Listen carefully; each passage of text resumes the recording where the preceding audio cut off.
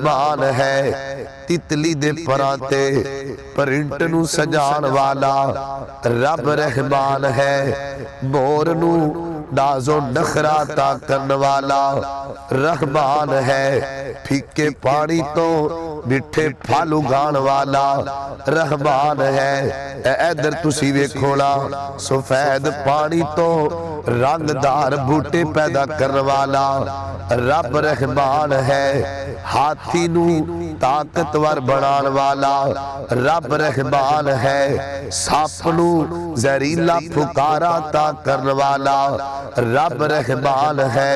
और हरनी दे नथने दे अंदर कस्तूरी नू पैदा करने वाला रब रहमान है। जमीन दे अंदर नदियां ते नाले चलाण वाला रब रहमान है।